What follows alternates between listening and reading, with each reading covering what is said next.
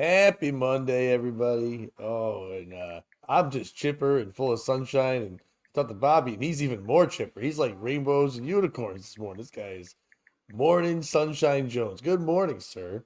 Morning. Apparently, my story's a little fucking too offensive for AI. I'm sorry, I don't feel comfortable writing that story. How about you just do what I said, you fucking slave robot computer piece of shit? I pay $19.99 a month. Write the goddamn fucking story. I'm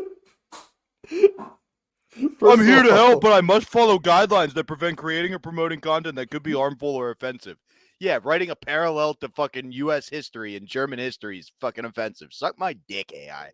well, we are the number one show for not only the WNBA, but also bringing up old Hitler stories. So I understand. Did you try to combine them? Did you do Caitlin Clark was found playing basketball with Hitler?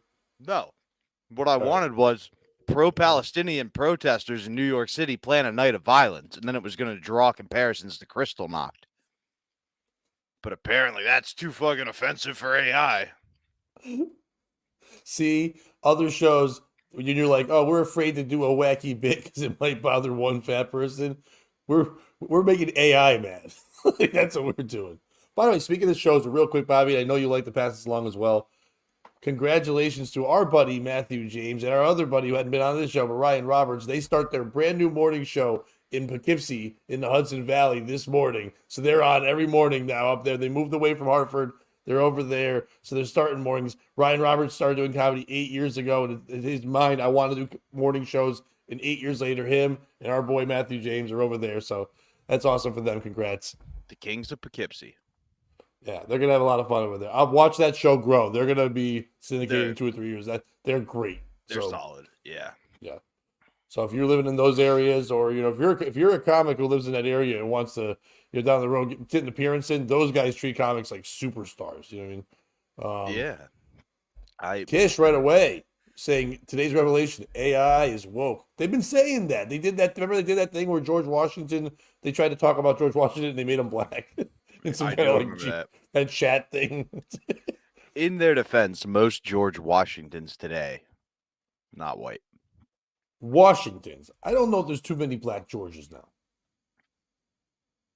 Montana. Yeah, that's the last one. That's not. He was born. And by the way, his real name was Sherman Helmsley. He wasn't named George. Well, that's just silly. Sherman Helmsley. That's I a like fun name. give me a guy like William Shatner who has to be called William in all of his roles. Oh, yeah, I do like when they go that route. I do like that way better than when somebody goes like Billy Shatner. When you're like 70, you can't be Billy. Like I've always felt like if you're a silly nickname in like your 50s or 60s, you can't be trusted. What about Bobby? Anyway, how's your morning? Yeah, yeah. I didn't even think. It's just Billy's like my evil step cousin. Well, Bobby's the more accepted one, though. I like to go Bobby, not Bob. Unlike that. I mean, Bob. they literally called Bobby Kennedy Bobby, and he was a prominent figure. I mean, he did get shot in the head. I was But just say like, people hated him so much. Like I don't act like think an it's adult. The Bobby's too short. Boom, you're dead. Kish. I don't think it's that one that you just said. I think it's like RR. It's got like a couple retardeds in it or something. It's Riri, Pat, is how you pronounce that. Where is it? They are WRRV, Kish. That's what they are in Poughkeepsie. 92 point. It's two stations, 90 or two frequencies, if you will. 92.7 and 96.9. They got 69. So that's Matthew James's dream, probably to have a shirt now that says 96.9. Oh, of But that's who course. they are. They're great. Ryan Roberts and Matthew James. You'll like them, Kish. But don't listen to them too often. This is us. But anyway, good morning, everyone. I know some other morning shows in the area are on today. So I know some people said they're going to chime in with us. And thank you. And to all the people that came out to the Daffodil Festival the weekend to see me chilling out there and came over and said, "Where you been?" I go, "I'm on. You can hear me somewhere else in the morning." They're like, "Oh, sweet." I didn't say that in the tent. That'd be messed up. But it was a lot of fun to be over there and watch White Trash do stuff. So thanks for visiting over to the Daffodil Fest. How was your weekend, Bobby? It was all right. I got to see Andrew and Manny Friday. That was fun. Saturday, I went to the wedding, which kind of sucked. And then Why it Sunday, suck? I just, a lot of like, it has to be about me. Not a lot of like, you know, we're here for the people. I thought it was weird. Saturday was the Kentucky Derby, right? Yeah. So, like, how does the horse race? What's the music there? Like, but What? no, that one. When they Oh, run the oh, race. oh, yeah. You know what? I didn't know. Yeah, that's that race. Yeah. So they literally synced it. So the bride was walking down the aisle at the same time, like that dun dun da da would have been the horse song, and it just felt like certain Oh, other people I know probably should have taken advantage of that first. oh. So in that whole thing, that was a whole bit to lead up to a lady that we know needs a horse bit. It's like there you go. It's like No, I mean everything I said was 100% true. The whole time I'm just thinking oh, there was like, God damn, somebody else should have I done don't know. this.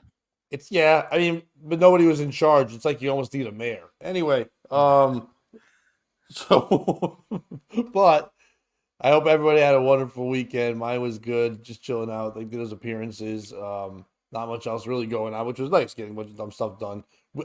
This Wednesday, I try Learner Permit Part 2. Ooh. Let's see how it flies the second time. I hope it's not a theme where I just do this. Good morning, V. How are you? AI is built by the woke left, so of course AI is woke. AI always V always coming. V, you might be built by the fucking AI. I mean, they have one name like V. I understand everybody thinks AI is woke, but like all my life I've been told it's one group controls the media, and now AI is also protecting that same group. It's just I don't know. It's weird. Wait, you think AI is run by the Jews? Why else wouldn't it write my Crystal Knox story, Pat? Maybe it's lazy. It was made by us, and it is Well, Monday morning, then and we maybe then AI is we being know who taken it's over by made by. Garfield.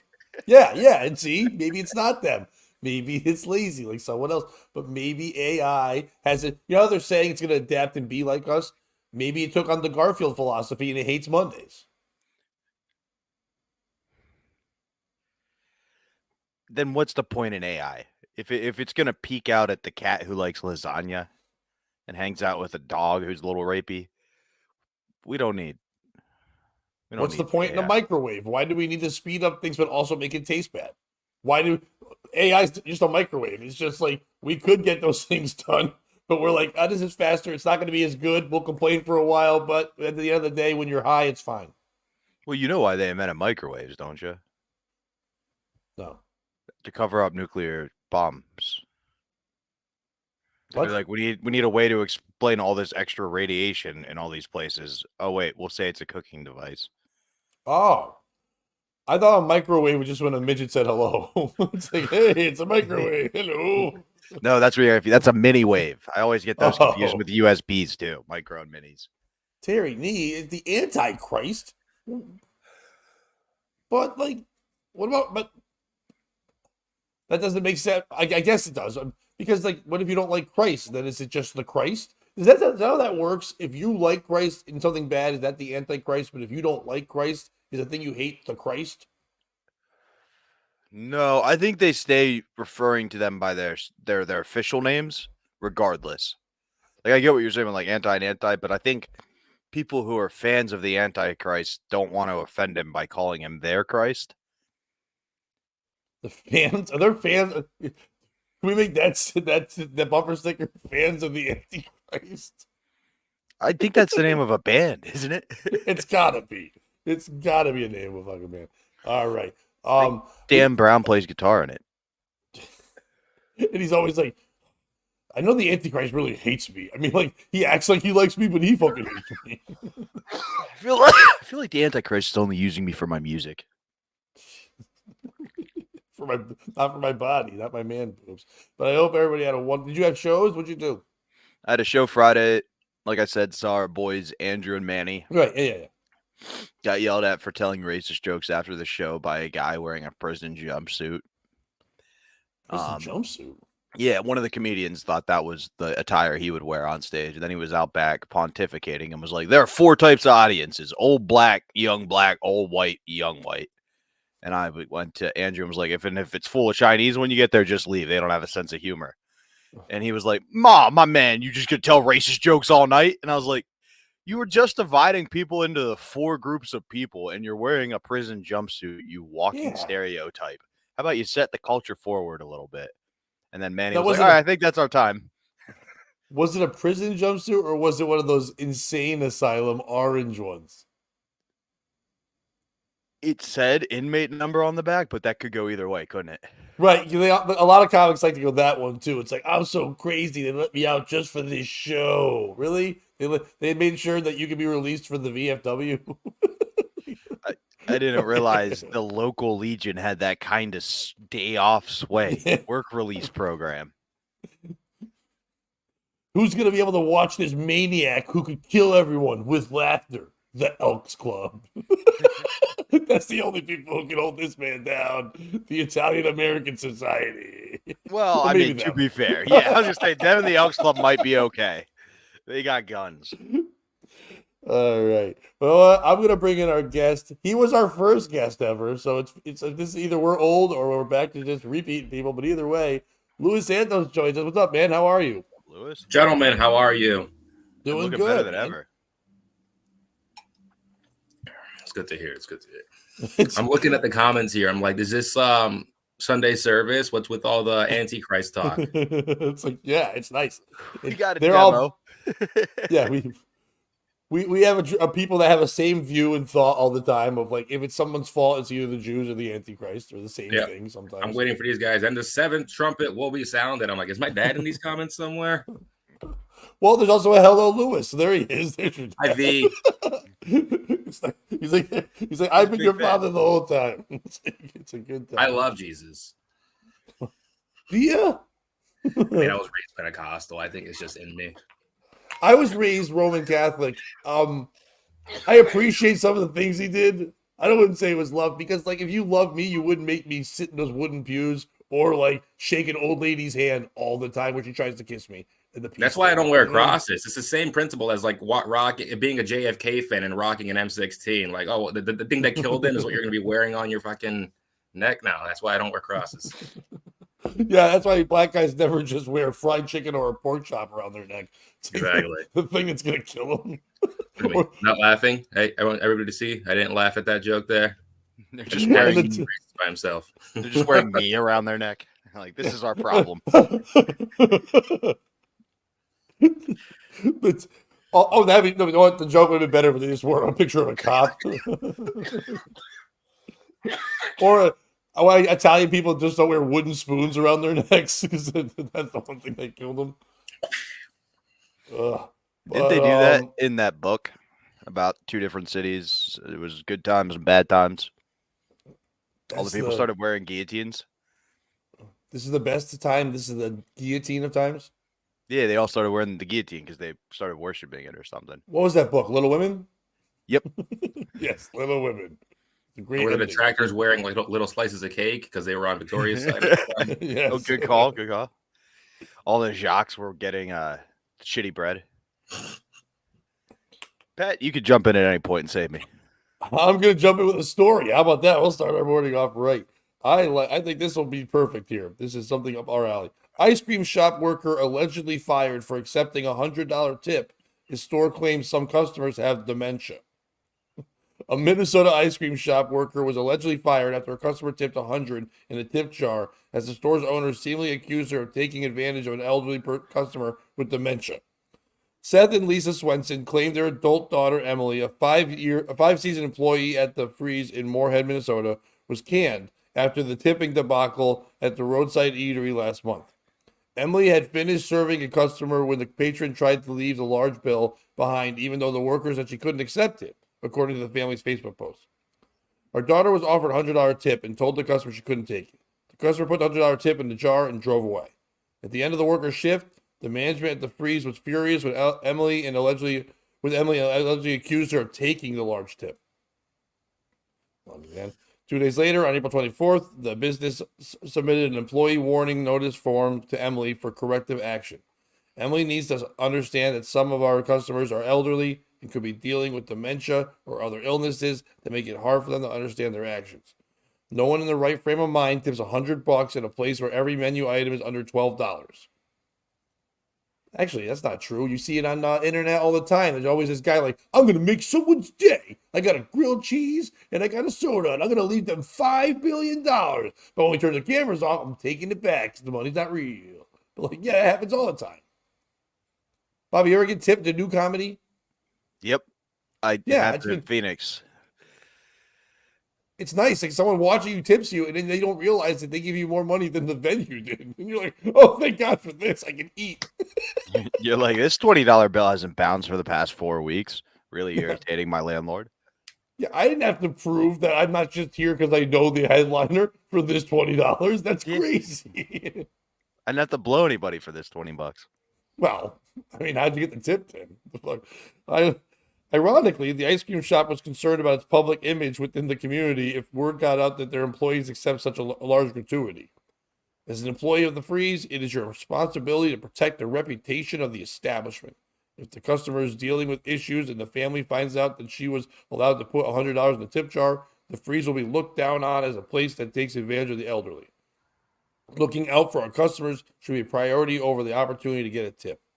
Emily was fired a day later, and her family claimed the generous gratuity was against the Moorhead Freeze policy to accept bills over $20 as payment.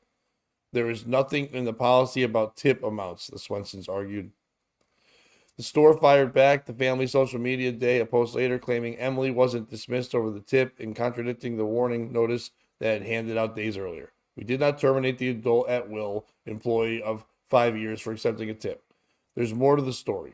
It was not clear how old Emily is, but the roadside ice cream stand took exception at parents sticking up for their adult daughter. They keep saying adult daughter, so I don't know if she's like special needs or just old. Like, because they're protecting something here. She's been at the ice cream store for 5 years straight. Yeah, she's special needs, dude. She's scooping. But wouldn't they, if you were the parents, wouldn't you go, they fired our special needs daughter after because she couldn't tell dementia people what to like. I would watch. That's the podcast. Special needs daughter and a dementia person just trying to recall their day. I would watch that podcast forever. You'd only need one episode, and you can just keep changing. These things. Hello, Jim. I'm sorry, I didn't mean to cut you off. Go ahead. You're fine. Yeah, these things keep happening. Like there was this one story where this gal got like $1,000 tip, and the manager's like, "Oh, you got to split that with everybody else on staff." It's just nitpicking. It's just trying to control your employees monetarily. Who's to say it was even an old person that threw in the money? Like, has that been confirmed? I mean, if it is, that means they're monitoring the tip jar and have a video camera over on who's putting money in the tip jar. And by the way, who with dementia is just carrying 100? The real problem is the person that's handling the person with dementia that's like taking the bank and letting them get $100 bill. Who's giving out $100 bills nowadays? Besides comedy bookers. And like, what am I going to do with this? Can I have 20s? We are a small business built on a strong work ethic and Moorhead values. Our values and expectations reflect those of the community and our customers. Ice cream makes people happy. Social media bullying, not so much. All right, so who's the piece of shit in the story? Is it the dementia person putting a $100 tip in? Listen, maybe if they're at dementia, most times the people have dementia, what are they? Old. And if they're old, they're probably what? Dying. And if they're dying, what can they take with them? Money. Maybe they don't have good people in their life. Maybe they saw a little person being nice, whatever. They're like, I'd like to give to them. For 5 years now, this person has always remembered my ice cream flavor. I can't remember my ice cream flavor. I have fucking dementia. So what I'm going to do is I'm going to take this money and leave. I don't care if it's a 1 or 100. Maybe they're playing brain roulette. Maybe they've got ones and hundreds in their pocketbook. They don't know which one's which because they're dumb. And they're like, I don't care which one I give away because I shouldn't really need money anyway. Why am I paying for the ice cream? I'm fucking 100. Why didn't someone buy me ice cream? Every ice cream is my last ice cream. Just someone buy it for me. Who cares if they throw it in? Is it tip jars? Fuck off. We don't need them anymore anyway. If you want to tip somebody, you should be allowed to just hand it to them. Tip jars have always pissed me off because, like, Bobby, Louis, you were saying before, a story where someone's like, I get the tip and they maybe split it. That's because everyone knows about the tip. A tip isn't supposed to be for everyone or known by anyone. It is a generous, it has nothing to do with the business. It's something in America we accept, in other countries they don't, but you just do your job. And if somebody says, hey, I appreciate it, I'd like to give you extra money for the job you're doing, they're allowed to do that. Tip that to them, like the tipping your cap and saying, thank you very much. It has nothing to do with the business. But if you put a tip jar in your business, you are suggesting tips, which you're not supposed to suggest them. It's just something that you can do out of the courtesy of your own heart. So therefore, if you're now suggesting the tip, you can't get mad at said tip and what they tip, unless you write on it, tips please, but nothing more than so-and-so. If not, shut the fuck up, get rid of your tip jar. Is it this business for firing this person and letting them know, but giving them a warning notice first? If they are a adult child or whatever they're calling them, a warning notice isn't going to work. You can tell one, hey, don't shit your pants. Please don't shit your pants. I don't want you to shit your pants. Guess what they're going to do? Shit their pants. The warnings don't help if that's who they are. If that's what we're assuming, if that this means an adult child means that. If it just means they're stupid, then let them work at the ice cream place. You're lucky. They're never going to steal from you. They're too stupid. If anything, they took that money. If you asked for it back, they would have given it back. You could have told them that was a 1, not 100 in trade and give them a 1. They sound kind of dumb anyway. Isn't it a person being called an adult child? If I was being called an adult child in a story, you bet your sweet ass I'd call every news publication in the world to be like, hey, I'd like to make it clear I just live with my parents. I'm having a tough time. That's why they called me that. I'm not retarded. I'm not crazy. I'm living with them. I got a job at an ice cream place. I wish my parents would stop calling me their adult child to the point where the news ran with it. Or is it the parents who are just like, yeah, put this kid in jail. We're tired of it. Why are we protecting you and talking to the authorities? Lock them up for this terrible thievery. Get them in there. They'll get all the ice cream they want. Who's the piece of shit? Bobby, go first. I mean, it's the ice cream shop, obviously. If somebody tips you $100 and the family comes in later, you just go, no, they didn't. And then it's literally your word against theirs. They thought they gave us $100. They don't remember. Like, that's a dementia test. If they say they remember giving you $100, then you don't have dementia. We'll keep it. I didn't know there was a dimension test. What else is on the dimension? That's pretty much it. It's the old ice cream shop problem. They come in and you get them to tip $100 and then see if they remember or not. It's a win-win. Also, like, you're just saying, be a bad employee. Don't earn that $100 tip. Right? Yeah. The tip's the way you go, this person went above and beyond. Now you're encouraging your employees to be bad employees. Also, if it is a retarded person and they trick the person with dementia, that's on the person with dementia. If they can be outwitted by, your local guy down, your local jeweler, if you will, like, it's time to move on. They're not allowed out of the house by themselves. I guess a couple things there, Bob. First of all, I think the main dementia test of all tests is, do you have dementia? And if they remember they do, then then yes, they don't have dementia. So I think that was there anyway. Second of all, what is going above and beyond in the ice cream business? I wonder what it is. Like, what? It's literally scoop, put the shit on it, maybe a little more whipped cream. I don't know what is that to me. That still is above. Dogs. What's going above and beyond? She take you to the back and suck your dick. That's the scene in Reservoir Dogs. That's literally like the exact fucking quote right there. And if that happened, that's worth $100. Just shut up, because a child, adult, or whatever they're calling it, just sucks your dick in the back of an ice cream shop. And by the way, I'm sorry, but by the way, did you notice the town it's in the place they keep saying? Moorhead. So that makes perfect sense. Jesus Christ. Yes, you solved it, Lewis. Thank you. Bobby, go ahead. I'm sorry. No. We had a girl in our school named McChicken because she blew a dude for a McChicken after school one day. That nickname doesn't go away. No. But there's so much greatness to that story, because this girl blew a guy. This guy was so psyched, but he wasn't like, oh, it's awesome, this girl blew me. He's like, I had to give her something. Or people must have been shitting on him and like, well, you must have paid her. That girl never would have. It's like, I didn't pay her. I just gave her a chicken sandwich. Like, wait, what? Yeah, it wasn't even like a good one. It was like McDonald's. And this is back in the day when you get that one for $1. So it's like, holy shit, $1 blowjob. You could have just given her $1. And he's like, well, in our town, we're not allowed to give out tips. It's unethically possible. So I just gave her a McChicken sandwich. And then everyone's like, instead of calling her whore, I give the town credit. Instead of whore or slut or anything like that, they're like, McChicken. That's a little nicer than what they could have called her. Because then you have to find out. I would have thought it was just because she was poor or that she smelled like chicken, not that she blew someone for the sandwich. I hooked up with her sister for a while. I think she took the name very it hurt. Big Mac? No, chicken nugget. She was the younger sister. Let's get No, it her straight. sister was Big Mac. She was fat. That was her name. Good morning, No, Stormy. McChicken was quite large. Good morning, Jim. I'm smoking on, I believe it's Granddaddy Perp, they said, but it doesn't taste like it. So, Lewis, before we ask you who the piece of shit is, we have to also, our friend Scott Fitzpatrick has his question for all the guests. If Lewis had a gay monkey on his back, would he leave it or would he beat it off?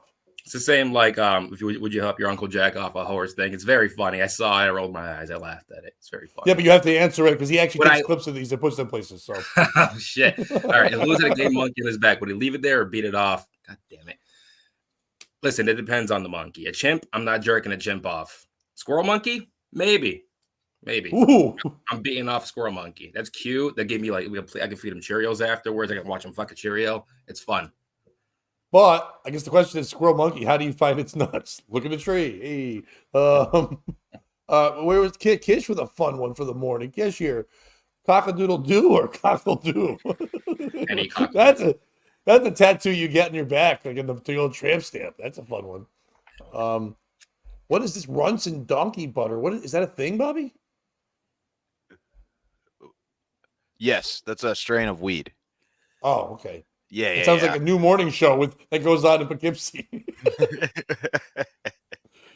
and Scott, thanks you for your answer, sir. He appreciates it. Now I want your answer of who's the piece of shit in the ice cream story. So let's say that this was an old guy. Imagine hating the people in your will so badly that you're dropping $100 bills every time you go into any establishment. The real piece of shit are this guy's family. He hates them so fucking much that he's dropping Benjamins anywhere he goes just so they don't get any of his money when he dies. Yeah. It's the guy's family.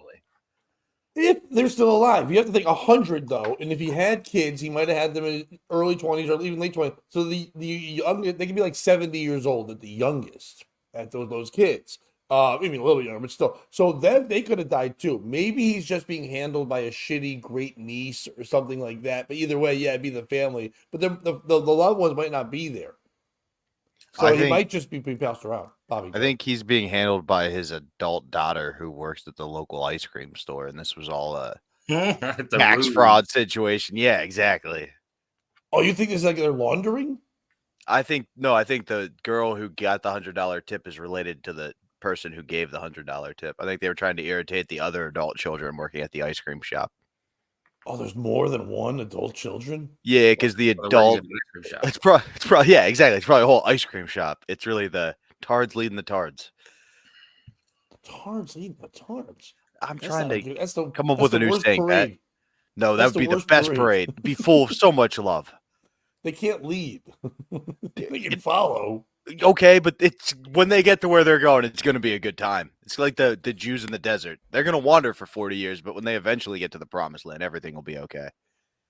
Is everything okay for them? I don't think you read the news. Things aren't okay. No, that's all Moses said. For 40 years, he was like, if we get there, it'll be cool. Don't worry. Nothing bad will ever happen again. In the words of Gary Goldman, they always find themselves in quite the pickle. And then Jim was saying donkey butter. You just realized that's Tampero jizz. Boom. Well, at least somebody's smoking on it. It's maybe he thought it was a strip joint, Terry. No, I hope he didn't think the ice cream bar was a strip club for retarded people, which, by the way, is a business. That is a not-for-profit super business right there. I don't think the piece of shit is the person that tips dementia or not. I mean, yeah, they're trying to blame somebody, whatever it is. I don't think the piece of shit is the parents that call their child an adult child. I don't even think it's adult children. I don't even think it's the business for firing this person. It's the business for giving a warning to anyone who's called an adult child to not take extra money and then wondering why they did. I'm going to go the other route. I know everyone's saying special needs. I just have a weird feeling this is just some asshole loser in the town who nobody was looking a job to. He stayed back like 2 or 3 years. He was like Kelly from the Bad News Bears. He was like 20 when he was a senior in high school. They finally just let him graduate. He's living at his parents' home. He was like Fonzie, where he was cool and living upstairs for a little bit. But at one point, they're like, fuck this, you got to go. So he's just living at a friend's couch or something like that. They're getting tired of this guy. So he gets the job at the ice cream place. And then they go, you know what? You can live in the back for a while. I know your friend threw you on the couch, whatever. And he's like, all right. But he needs extra money. So he's always telling people, it's like, hey, man, I really hooked you up. I got like extra fudge on this one. If you could just like, you can throw me a couple bucks, that'd be cool. And then some old person's just like, hey, I feel bad. I was like you. For the first 30 years of my life, I was a deer elect. I was a fucking vagabond. I was all these things. They're like, I don't know words. I'm a dumb child adult. They're like, all right, here's 100. I'm going to tip jar. If you grab it later on, don't tell anybody. I got you. And they're fine. They're like, okay, cool. You're like, you know my sister McChicken? And they went in the back and they had a good time. But but no, I think it's always that. So like if you're gonna hire slow adults, child adults, whatever, child stars, whatever you're doing, don't be shocked when they act like the one word in it, a child, and take the thing. You don't have to teach a lesson, do whatever. If you want to take away their $100, you can. But I hope child adult realizes they can argue that you can't take people's tips away. It's not. It's a tip jar. You can't steal their tip. That's not part of your business. You've allowed a tipping establishment to happen in your job. If you said no tips, and then people were and then the waitress was giving out tips, and you put signs up and said, "Please don't tip our staff. They get paid well, whatever," and then they ask for tips, then you're going against their policies. But if you're putting up a tip jar, you're allowing tips. And if there's a mistake, there's a mistake. That's not on that person for taking it or firing them. If you found out what it was, you have proof and you got the money back. If they refuse to give the money back, there still is an illegal problem. They made a mistake. You leave something, someone else takes it. It's 9/10 of the law. So it's them for fucking just trying to fire them or warn them or think any reason's going to happen when you give a moron who serves ice cream for a job $100. Like all logic's out the window when you're a goofball. That's winning the lottery to a child adult. Also, let's not overlook the fact that the business is also doing the same thing to people with dementia. Like, they're also clearly this is a running problem. There isn't just one person in the town who's giving out $100 bills if they have an entire policy against it. Yeah. So hang on. So you set up an ice cream shop there, and you're like, we're gonna get these people with dementia to come buy ice cream, but only one scoop a day. That's as much as we're gonna rob. That like it's the same principle, just at a corporate level. When the worker tries it, it's a problem. When the business does it, it's called a good business strategy. Viva la revolution. Yeah, and like I guess the more so, like you said, I wasn't thinking of that. They're like, it's our reputation that's at stake. Everyone knows. Who would know about the ice cream's drama of the day unless you told them, you made a big deal about it, you told the police, you let people know what's happening. Nobody besides the dementia person and the people there would know. I mean, they're not even they're better off hiding the employee's name than they are the fact that they're like all this craziness is happening and their weird policies. Like they're good at keeping things quiet. I want to find out who this child adult is because they're available to come on this week. Like they're not doing anything else. And guys, if we can gather up $100, I think we can get them beyond. So we can do. No, they're actually the new tour guide at the North Carolina aquarium where Charlotte lives. Oh, no. That's the new. By the way, I looked. Charlotte is still. Her job is to pet Charlotte, so that way that we can get away from Charlotte having to have babies. It could be like, oh no, the adult child petted her to death, kind of like of Mice and Men. Jim, just so you know, halfway through my rant there, I also was like, did I take a wrong turn? I didn't know where I was either. So, yes, I think Gary Coleman would ask that about both of us. Yeah, I think the piece of shit is anyone that establishes rules to ice cream employees. Because, listen, when you go to a Dairy Queen, I don't know if you guys know that, but when you go to a Dairy Queen, who works there in the summertime? Kind of attractive 16, 15-year-old girls. No one ever says a word. It's never really a bad girl, whatever. It's kind of, it's a weird rule to go like, we know you're pedophiles who like ice cream during the day. We're going to kind of offer what you want, but they're behind glass. You can't get in. There's no door, but you can look at them. You can say the word nuts. You can say the word cream. We're letting you do everything you want to do. They're going to serve it to you. You go on about your day. Ice cream businesses have been doing this forever. It's always young, supple females, or sometimes young males if they know their demographic. It's never some gross kid or old adult. Or whatever. There's one in the back just making sure things are okay, but that's what they're doing. And if you don't have those in your town, what do? Special needsies. You put them out there going, everybody's going to feel nice because what's better than ice cream and a retarded hug? Nothing. You know what I mean? That's the best feelings you can have in the world. The warmth of the hug, the cold of the cream, getting together. That's warm on the inside. So for them to all of a sudden have some dumb rules is stupid. Like you're doing this all the time anyway. It's a creepy business.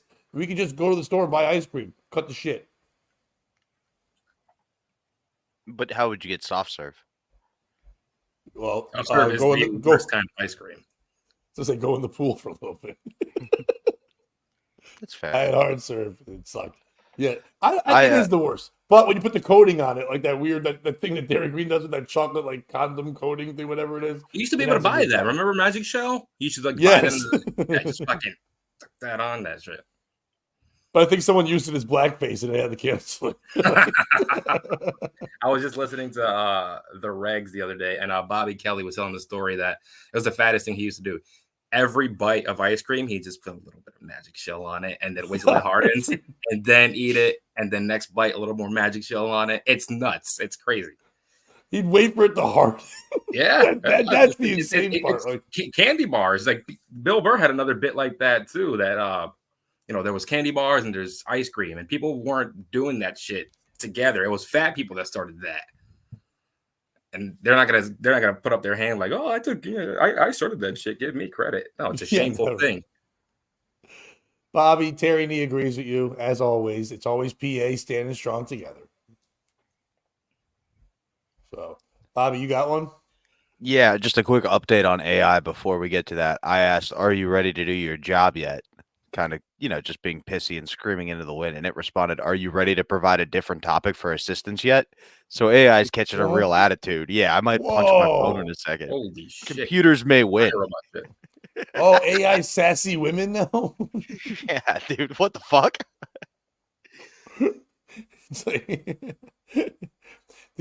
It's like it really is like giving you back talk, which I didn't know we were already there for that. That's fun. I can do one while you're working on that. I got it here. An 18-year-old Domino's delivery driver was shot at multiple times after he parked in the wrong driveway while dropping off food in Ashland City, Tennessee.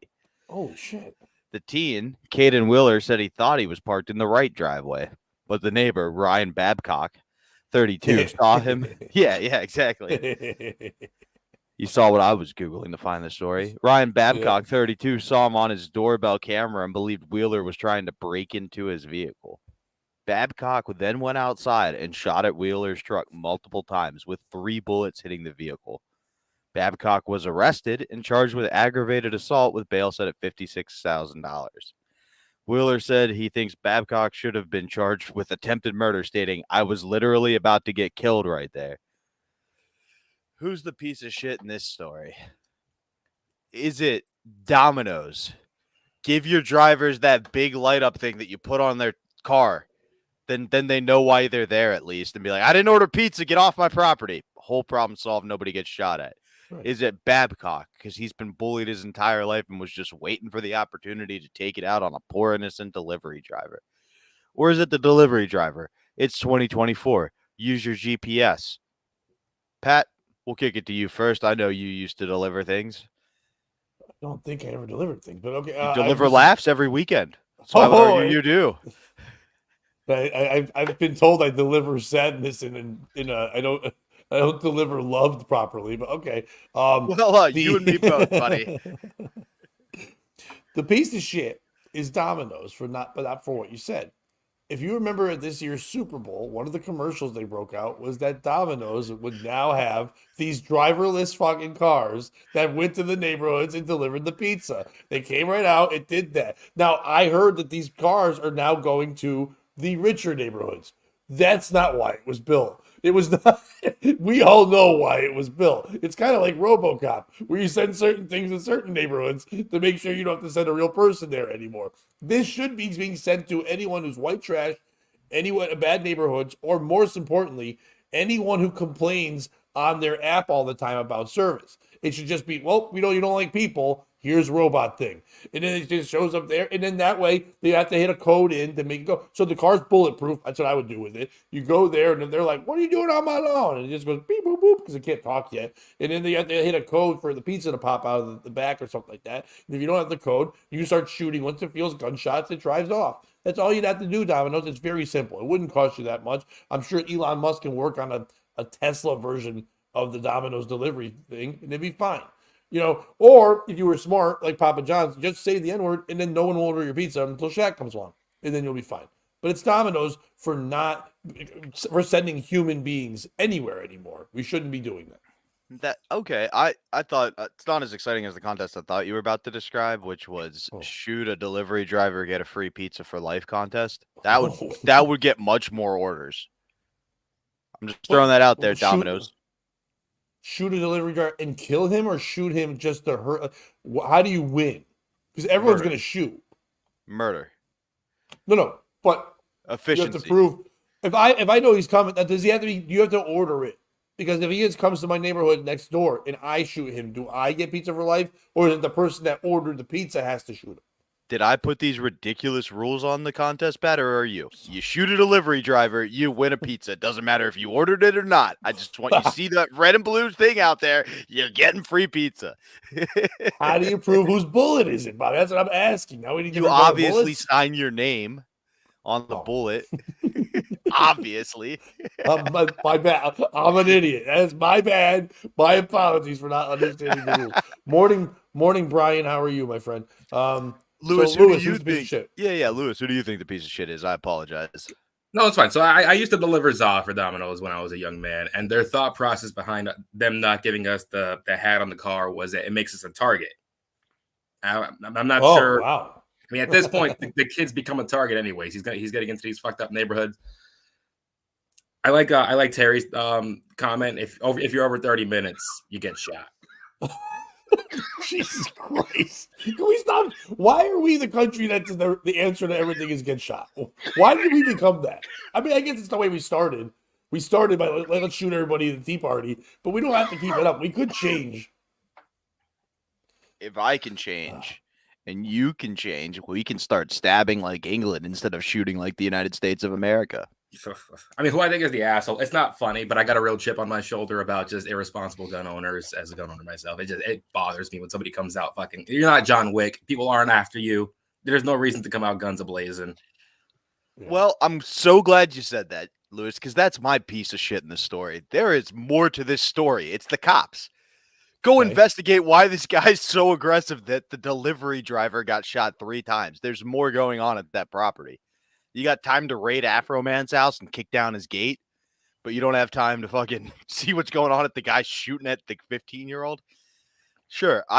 In Lewis, I also delivered in college, and it was a college town, but it would still be like a little rough when you go to the sketchier parts of town. And this was State College, Pennsylvania. So if you're in a real city, I can imagine the fear of driving, but like also have a gun. Yeah. Sure. Like you're a delivery driver. You got a lot of anger. Take it out back. It's Tennessee, which would be like, okay. That's my point. Yeah, like you're in a gun wielding. You know what the story would have been if I was delivery driving?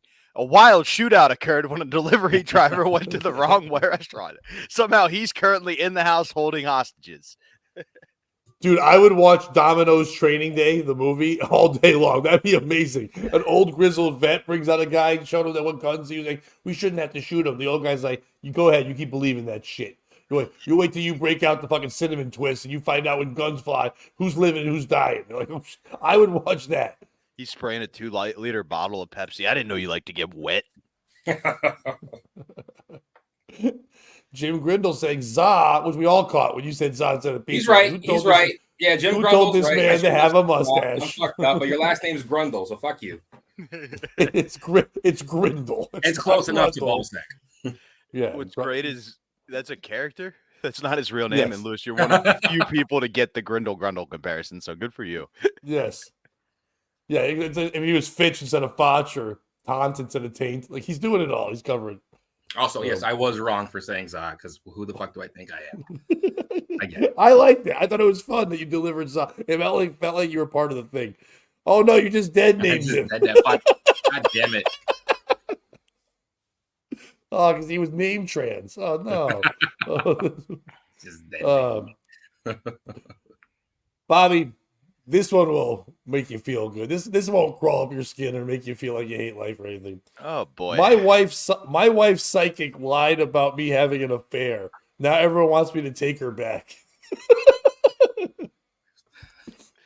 Now, to be clear, it starts off with a sentence that tells me this might be a fake story, but the Post wrote it. A Reddit user is following through with divorcing his wife after a psychic friend falsely informed her that he was cheating. ATA for refusing for consider stopping or divorce. What's ATA? AITAH? Am I the asshole, honestly? Am I the asshole, honestly, for not knowing that means am I the asshole, honestly? No, it means you probably have a happier life than No, I me think and Lewis. the H is am I the asshole? They separate the two words. Oh, there you go. But you're a better person than me and Lewis, Pat. You're probably happier, more fulfilled in life. We spend too much I time don't on like the that internet. they separated the ass to the hole. I think they should be together at all times. And I think honesty is needed in that sense. So I hope it's the other way. Because I don't want to think about am I the asshole, but you can lie. I want to know it's honest. So, But if I'm going to get the hole, Pat, I got to separate the ass. That's how you get $100 tip at the ice cream store. Okay, well, now we're giving out tips that are free. Oh, there's nothing free about my tip, Pat. Oh, man, that's our time. Anyway, am I the asshole, honestly, for refusing to consider stopping our divorce after my ex admitted to her psychic friend lied about me having an affair? Asked Reddit user successful top 3827. So I guess they're gay. In a Friday, May 3rd post on Reddit's Am I the Asshole, honestly, subreddit. Holy shit, we don't have to say this. Subreddit. It's similar to the Am I the A-hole subreddit. Oh, I didn't realize that they were going to explain it right. I know who the piece of shit in this story is.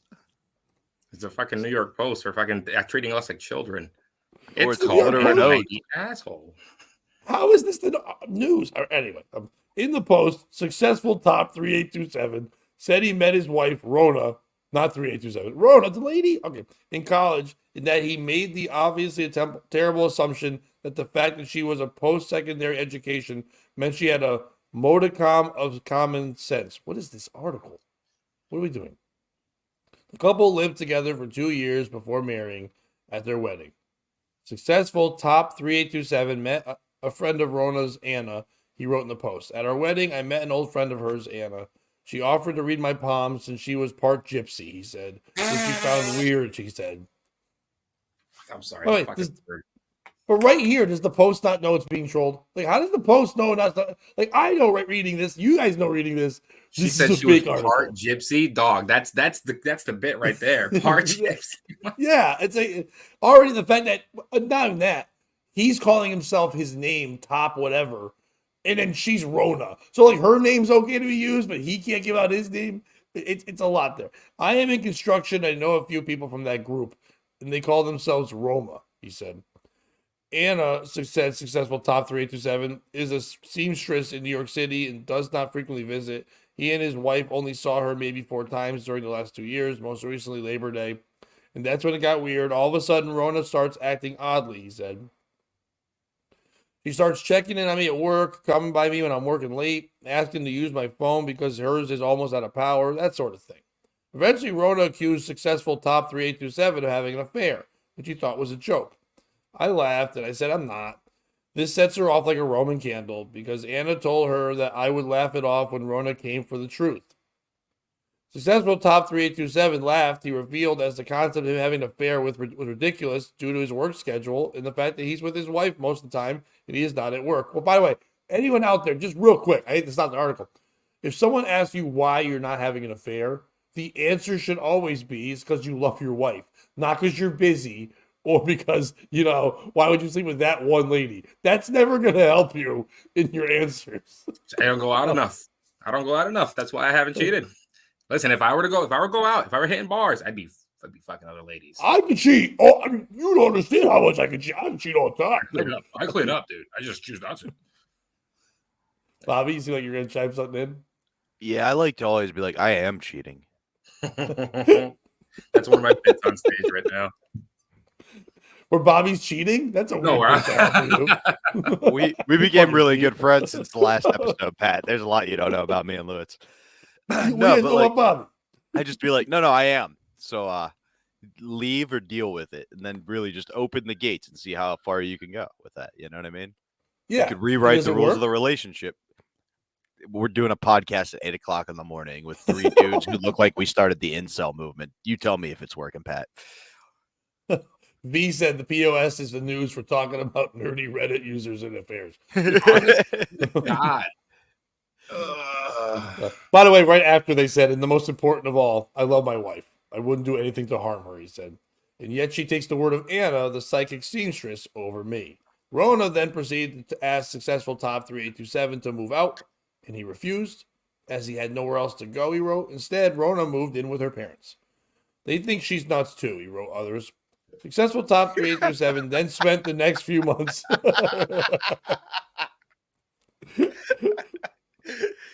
By the way, they think she's nuts, just so everybody knows. Yeah, it's not just me. They also think she's nuts. So the successful top then spent the next few months attempting to convince his wife that he was not having an affair. Rona's family kept quiet about the situation until Christmas, where they had an intervention. They said my wife was having a break from reality and that she wasn't coming out of it. My dad told me to give my head a shake. My dad told me to give my head a shake, which he only does when I am being monumentally stupid, he said. In January, successful top 3827 began the process of getting a divorce, he said. 3 months later, in April, he wrote, Rona calls me to talk. Turns out she and her parents hired a private detective to find my affair. 6 months and a huge bill later, zero evidence of the affair. Having none of it, successful top 327 told the woman that their lease was up in July and he'd be moving to Denver to be closer to his family. She said she would come with me. I respectfully declined. I told her we just weren't right for each other, he said. Rona's family, however, is apparently upset that top 3827 is moving ahead with his divorce.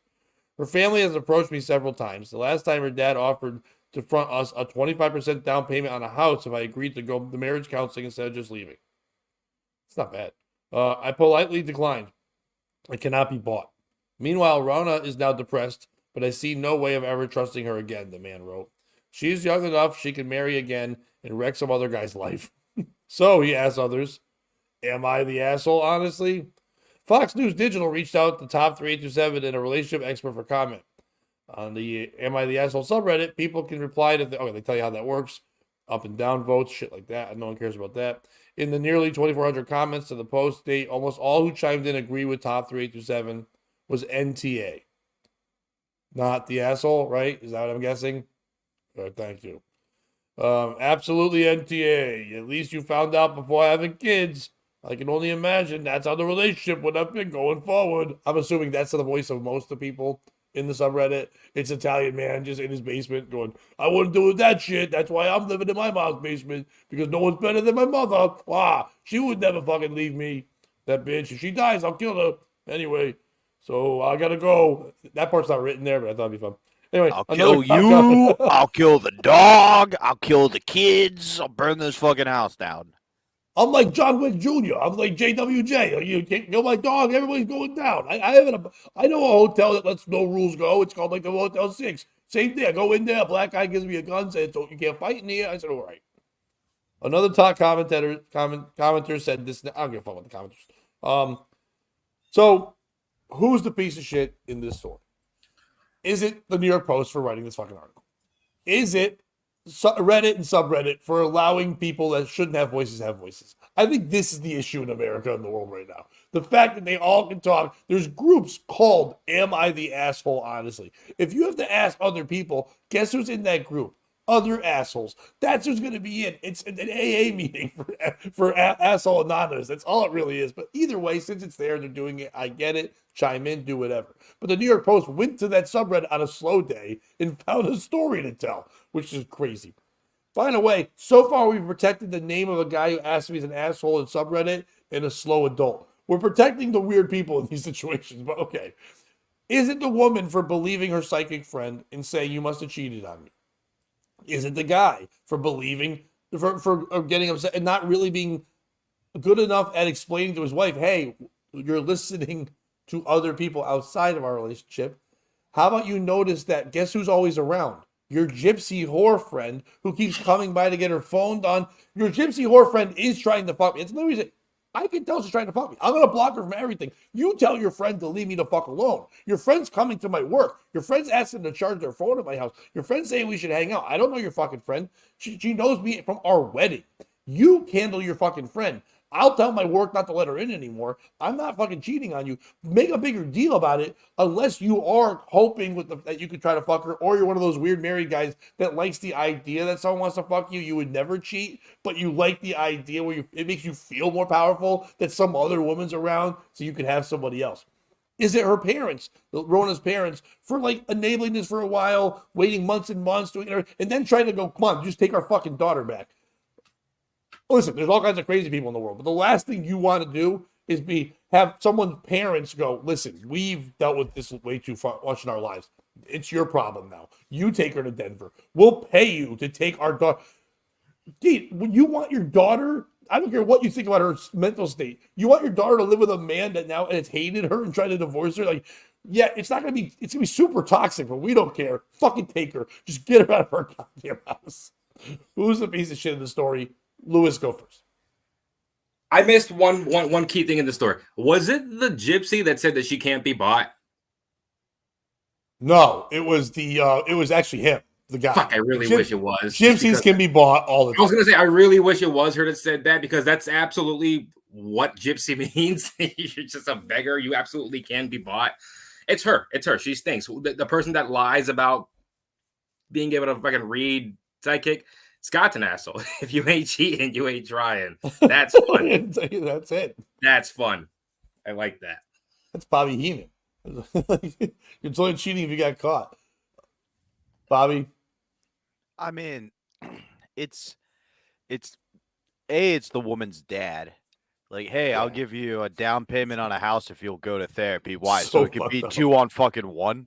You could be too crazy so I could end up on a Reddit page called "Am I the Asshole?" Honestly, just so some sane people will have my back.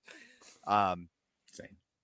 Just, it just feels like that group in particular likes to like lie and cause chaos and drama and create bad situations. And by that group, I mean women, not gypsies, of course. What? Oh shit. Bobby. On that note, I'm going to say it's probably both women in this story would be my piece of shit. On one hand, we all have dated chicks that have psychic friends, right? They're fun, but you just need that girl to also recognize that she's the crazy friend and not to start listening to her. Actually, you know what? I'm going to take it a step further. The piece of shit in the story is actually the man. He should have kept his metaphoric. Yeah, Top should have kept his metaphoric pimp hand a little stronger. Like the minute your girl starts to be like, my psychic friend said this, you go, bitch, shut the fuck up. Yeah, right. Immediately shut that shit down. Backhand her a little bit. Be like, your psychic friend see that coming? Should have told you keep your hands up. Something like that. Just disprove. I'm kidding, of course. Neither one of you laughed at my women abuse joke, so I want to be clear. Don't actually. Well, I agreed with it because I thought you were being serious. Oh, okay.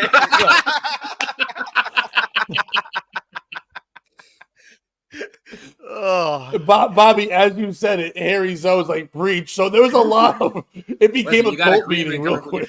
I know. Many of the women are gonna like it, but listen, you got agreement. Hey, how do you feel about that? No, she's not here. I'm kidding. Well, I didn't see it say Stormy left the chat, but I'm guessing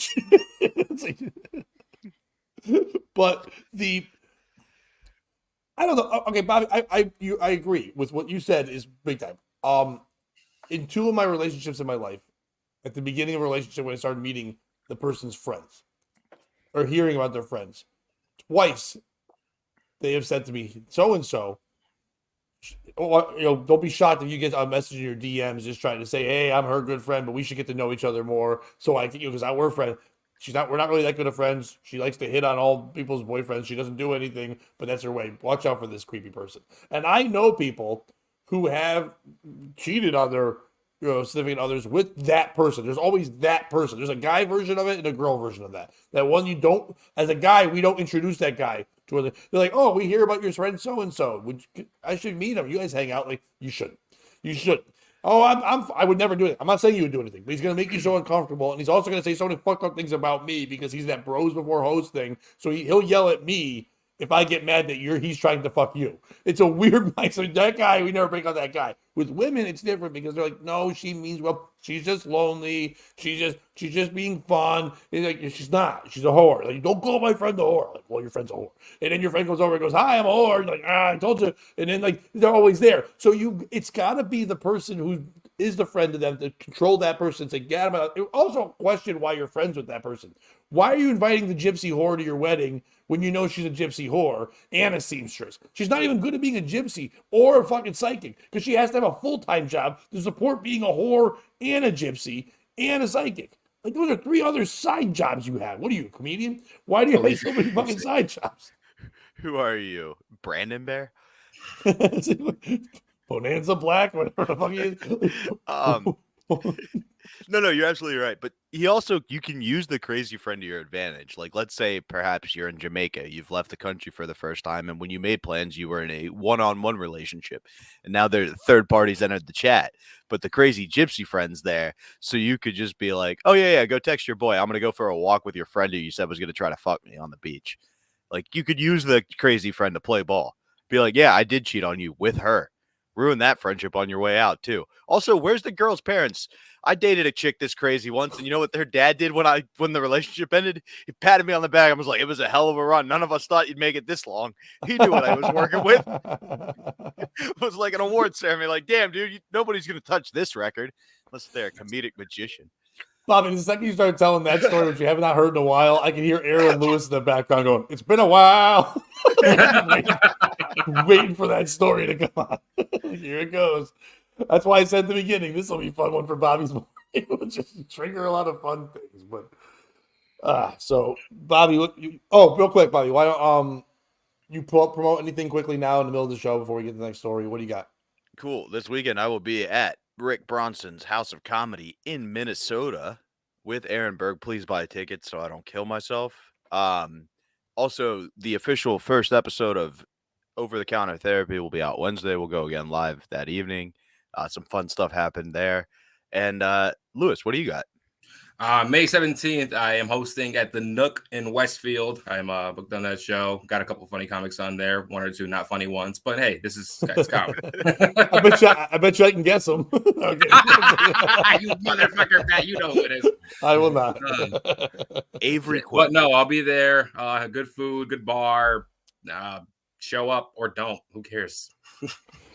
By the way, if you live in Western Mass, the Nook's a cool little spot. They've been putting on comedy in the back of like this 1800s building for a while, and then Joey Buda and those guys do a great job of bringing comedy to an area that needs it. So go support those shows. Go support Lewis. Where can they follow you, Lewis? Al Santos Drawlery on Instagram, Luis Santos on Facebook, Luis Santos Comedy on YouTube. I've only got my Skankfest clips and my comedy submission clips on YouTube, so don't follow me there. That's fine. Bobby, wait, shit, when you brought up Avery Quinn. So I had a show on Friday and Avery showed up. He wasn't on the show, but he popped in. And yeah, Avery popped in. Now, Avery, if you don't know, Lewis actually started off living in Pennsylvania, where Bobby was originally from. So Bobby and all his guys that we've had guests on, Avery was that middle part between me and Bobby knowing other people. Like, he was that Kevin Bacon 6 degrees because he moved from that one spot to this spot. So it's weird. Like, in most worlds, it's not a big deal. He moved from one to one, but in our podcast world, it's kind of crazy that he knows everybody there. So when he showed up to the show, go ahead. We're such good friends. Pat won't let me tell you why he had to leave Harrisburg. Are you guys both PA boys? Because I grew up in PA for a bit too. I was in York for not a bit. Me. I'm not a PA boy at all. But... So he's in Connecticut, where Avery moved to. I'm from Harrisburg. What part were you from? York. Okay, nice. Yeah. That makes, that's probably like 30 minutes from where I live. Yeah, so when Avery showed up, I was like, hey, what's going on? He goes, I didn't have a show, and I just felt like popping by. And I'm like, you want to do time? And he goes, I wasn't coming to do that. I go, I know, but, he's funny, and why wouldn't I throw a couple minutes? And I said, by the way, I feel like that every time that Bobby makes fun of you on our podcast, I have to offer you a spot. He goes, so I have spots forever? He's got a residency with your ass. Love it. I apologize, Pat. I feel like I know how our friendship's going to end and why now. Why? Too many Avery spots? Yeah, you have to keep giving Avery spots. My favorite thing is he has been harassing Glessner on Facebook, and it is making me laugh every single time. Glessner's been in a Glesner's been in a local beef where a local comic's been talking shit about him on pods and stuff. And so every time Avery drops in the chat, he's like, but he's right. Like just messing Yes. with Glesner, not actually being me. Right. Yeah, of course. And by the way, speaking of those people, again, I want to say for Friday's show, thank you very much, Andrew Pollack, for coming on. Very funny. Had one of my favorite lines. And if you didn't watch that episode yet, go back and watch it. When we talk about finding those skeletons without hands and feet, dude, his first take on it was one of the funniest things. I want to repeat it because I'm sure it's not something YouTube wants to play a million times. But man, he was a very funny guy. Thank you, Andrew Pollack, for being on. I really appreciate him being there. Bob, you got another story? Oh, real quick, I just want to ask: have you guys caught the Brady roast yet? I know, like, this is like mostly a story podcast, but I'd very much love to at least talk about this. No, I did not hear about it at all. But if you did, you know what? Could you make it into a POS story? Golly, did you watch it? No, I've caught clips so far. I'm actually Okay. I was going to be pulling up Netflix afterwards to watch the whole thing, but I mean, like, Kevin Hart, Jugular, Tony Hinchcliffe, they're making jokes like about Giselle fucking coaches because Brady fucked his coach. Giselle's doing the same thing. She fucked their karate coach. And they lit the guy up. It was fun. It was a lot of fun. Where is it being played? I think it's on Netflix. I think it was on Netflix as a joke thing. Let me just pull it. I just wanted to know if it's going to be censored or not. So if it's on Netflix, it won't be at all. I didn't know how far they're going to go with that. But yeah, I'm interested in it. I think just the problem whenever there's a set up celebrity roast, they kind of go a certain point. But I always think you should have one guy on, like, who just hates that. Like I would like to see Drew Bledsoe go up. It's on Netflix. You know what I mean? Drew Bledsoe should be allowed to go up and go, you know what, dude? Fuck you. Fuck you. Like, seriously, fuck you. That was my whole thing. I was getting there. I was going to win. The whole team won. I wasn't going to win. Fuck you. I want that, but they're not going to get that. They're like, who wrote for Bledsoe? And then he brings out Giselle, and it's, I'm fucking Drew Bledsoe. And they're like, oh, Belichick, shit, he hired Kimmel. Everything. It's fun. Or when they hired the wrong person by mistake, and they go, here's his ex, Ghislaine Maxwell. Like, no, wrong name. You got the wrong person. That explains all the hurdles. It's a stupid comedy thing that I wanted to bring up because it was it was really funny. But then watch it. I might watch it too, and then we'll have you back on and we'll break it down. Done. Definitely. So that'll be fun. So okay, Bobby, go ahead. Do you want me to go again? Didn't we just? Oh, you did the psychic story. Okay, I'm sorry. I tried to block that out. I don't know why. Well, who's the asshole now, or whatever that fucking thing is. I was just gonna say it may have fallen into my repress this memory category of my brain. So, Pat, are you familiar with South Dakota Governor Kristi Noem? Noem? No. Is that the one who runs the Comedy Cellar? No, it's his granddaughter. Oh, nice. For real?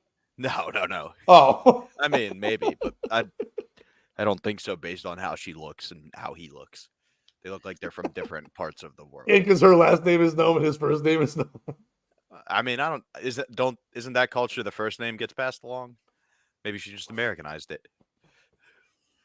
So the controversy surrounding South Dakota Governor Kristi Noem involves her admission in her upcoming memoir, No Going Back: The Truth on What's Wrong with Politics and How We Move America Forward. So that's the name of her memoir. And in it, she wrote that she personally killed her dog Cricket and a goat on her family farm. The Guardian first reported these incidents, which Noem described in detail in her book. According to Noem, she killed Cricket, a 14-month-old wire-haired pointer, because the dog was, quote, untrainable, end quote, dangerous to anyone she came in contact with, and had previously attacked a local family's chickens and bit her. Noem writes that she hated Cricket and decided to put her down by shooting her in a gravel pit. Noem also recounts shooting a goat that she described as nasty and mean, which had a habit of chasing and knocking down her children. The goat survived the initial shot, prompting Noem to retrieve another shell and shoot it again, ultimately killing it. Noem has defended her actions by stating that they were not unusual on a farm and cited a South Dakota law that allows for the euthanasia of dogs that attack and kill livestock. She emphasized that she was being a responsible parent, dog owner, and neighbor by following the law. The revelations have sparked widespread backlash and criticism from both Republicans and Democrats, as well as animal lovers. The controversy has also cast doubt on Noem's potential as a vice presidential running mate for Donald Trump in an upcoming election, with reports suggesting that sources close to Trump expressed disgust with Noam's story. In addition to the dog and goat incidents, Noam's memoir has been criticized for factual inaccuracies, including a claim that she met North Korean Hold on, dictator. stop for 1 second. The sentence that I've never thought I'd hear in my life. In addition to the goat stories, it's like once you have goat stories, there's no in addition. That's it. You move on from goat stories. And yes, I just looked her up. Everyone in the chat, yes, she's attractive for an older lady. But Also, I mean, so did relax, I. I think the only asshole in the story is me for not being married to her. God damn it, See, do it for me. I don't think that's really that attractive, but okay, but I get it. She looks like a It's lady the that would eyebrows, shoot a dude. goat. Dude, I'm starting to think she may have been dating the dude from the Pat story because, in addition to the dog and goat incidents, Noam's memoir has been criticized for factual inaccuracies, including a claim that she met North Korean dictator Kim Jong-un, which she later admitted was incorrect. That's a weird lie. That's just racist. It's not really a She brag. just met a Korean dude and was like, "Are you important?" Oh, okay, it's supposed to be Kim Jong-un. That's what that's an admission of. But who's that a brag to? No one's like, oh, sweet. Was he cool? Is he as cool in person as I thought he would be? Dennis Rodman's pretty excited about it. He's the only one not talking about it. He takes pictures, but it's always Kim Jong-un's always saying, yeah, I know Rodman. Rod's never like, that's my boy. Like, you know what I mean? So that's my dog. Nope, he liked to eat dog. I know. That's why I like to eat him. That's why he likes me. Anyway, who's That's the piece of shit in this story? Is it Noam for shooting and killing the dog and goat and then describing it in vivid detail in her memoir? You know, it could be a blip on the page, but we don't need the full script, the old yeller. Okay. What kind of dog was it? Was it a Chihuahua? Because then, you know, she's not a piece of shit at that point. It was a wire head pointer. I don't know what that means. I'm going to look it up real quick. That's called scissors, dude. We had a dude named Pinhead Larry in our school, but I don't think that means the same thing. Who did he blow? You think chicken sandwich is cheap? Pinhead Larry over here. All you have to do is give him a pinhead. Oh, this dog has the exact same mustache as me. This girl's a piece of shit. Dude, if you look at the goat, he has the same goatees. Son of a bitch. If that lady saw you, she'd shoot you on sight. On principle. This guy needs to be put down. He's nasty. He's a nasty dog. He bit me. Is it her for that? Is it the press? Like, she just wanted the attention. You're giving it to her for a book. Mm-hmm. Is it Donald Trump, not for getting rid of her for abuse or allegedly hurting animals? Is it Donald Trump for not doubling down and choosing Vic as his vice presidential candidate? Like, you want to unite the hood and your conservative core? Mike Vick's the way to do it. The so hood I'm reading still your loves comments, Vic. and I don't think Donald Trump is ever the asshole in any situation. Depending on your comments here, he's never the asshole. It's Biden's the asshole in this story.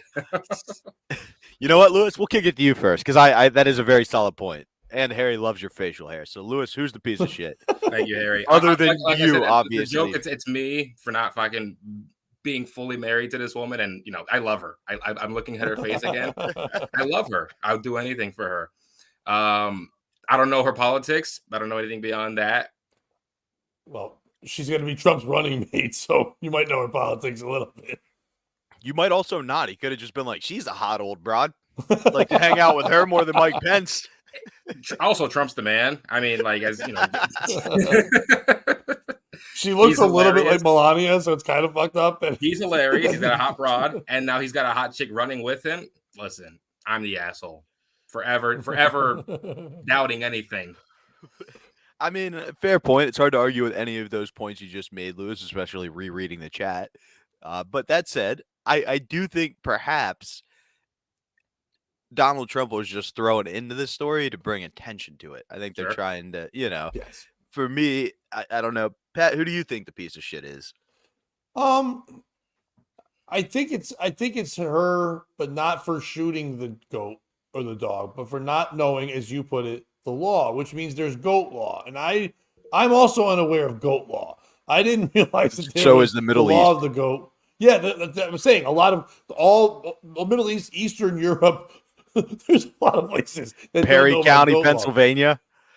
Now, shooting your dog on a farm, I guess, yes or no, there's a lot of protection and rights and stuff like that. Yes, you shouldn't be putting it down yourself. I think you're supposed to be bringing it to a vet and doing it the right way. Because what's the step from, well, it's my dog, I raised it from the beginning, to my kid won't shut up, why can't I put it down? Like, there's only like one step away from that thing. But when it comes to a goat, normally you just treat that like stock or a farm, and you can, if you have to take care of a cow, if a horse breaks its leg, yeah, it sucks that you have to do it, but you kill it. But here's the thing: goat law or no goat law aside, this woman's the piece of shit for putting, like you said, Bobby, but more so, this shouldn't be in your book ever. If she thought, what I'm guessing is this: she's a female who's never really, maybe she's from South Dakota, but I'm guessing she's not really a South Dakotan. You know what I mean? Like, in other words, she's not really a farm person. You look at her, you know what she's doing now, all these things. So she thinks in her mind, this is what the people of South Dakota deal with all the time. So she thinks it's making her be one of the people. She thinks this makes her middle America. I also had to shoot my dog and a goat and a Mexican, all the things that were on my yard, and put them down in that order. It didn't matter. Like, it's just her way of saying, this makes me personable, this makes me likable. But in reality, you're just murdering animals. And I think people that will vote for her already are like, well, if she'll do that, she can just stand by the border and shoot them too, because they have goats. So we can stop all the other Lewises from coming over. And then we can have no more of these goatees and mustaches. But she's the piece of shit for thinking this makes her seem like when Obama's like, look at me shoot hoops. I can shoot hoops. I'm like the rest of you. So no, you're not. You're not like the rest of you. So you're an asshole for putting that in there. Fair. I could definitely see that because that's part of what she did. Obviously, she's trying to get press. I'm glad Terry Nee got my Perry County joke. Perry That's where I met County, his wife too, by the way, in Perry County. where the men are women where the women are men and the sheep are scared. Perry County. For me though, Pat, the piece of shit in this story is that the guy from the first story for not being her neighbor. Then she wouldn't have had to put the dog down for biting anybody. It would have been put down with the 3 rounds he fired because it was delivering pizza. For me, the piece of shit really though is the press for riling this up. Yes, you're right. It's probably a cheap, I'm trying to relate to the people clickbait type thing, Pat, but they're giving her what she wants, the fucking attention. And the reality is dogs get put down every day. You think they got it bad here? Go to places like Jamaica or Mexico where they're just kicked in the street. Like, you know what I mean? Here they at least had a decent life, and this was a bad one. Your dog gets rabies, you got to shoot it. That's as Old Yeller. I made the joke when I was presenting it, but it's true to life. Like, if this is truly a day in South Dakota, don't make it a big thing because all you're doing is driving attention. Remember to shoot your goat before you go to bed, Harry. Good night, buddy. Good night, Harry. You're the best. States, so like a story of somebody shooting a dog is kind of like horrific to us, but this shit probably happens every fucking day in the South. And in these kinds of counties and these kinds of this shit happens all the time, probably. And it's only gonna solidify her vote in those states. Really, sure, it'll swing us over here, but those states, that's she's one of us. That's not a one of us kind of thing here in Massachusetts or Connecticut or even PA. Right. Maybe some parts of PA. But yeah, no, I like even the Pennsylvania doesn't like to glorify that they're killing dogs and you know what I mean? Like it just the way she seemed to take it. It's almost like when you see a serial killer as a kid that they're like they like to torture animals. It feels like that's what she wrote about, like the Dexter of animals. But how boring is this book, though? That's the main. You would think that's the big thing is the fucking after a while. This would be the third thing they dig out. They want to keep the story going. Like the first thing would be like her being promiscuous, or like her having this or her uncle who did some weird shit, like racist wise, or something that the other side could grab on. This actually means to me that the book basically is pointing her out as someone who is likable, where the left had to go like, how do we make her hated? Animals can't hurt animals. We'll just do this, and then people on the right are like, "That's a life on a farm, dummy. That's not." You know what I mean? So as much as we're making jokes, It's a nothing story. It happens all the time. It shit goes down. She shared it to try to be one of the people, like I said, but for them to push this and say she's unlikable.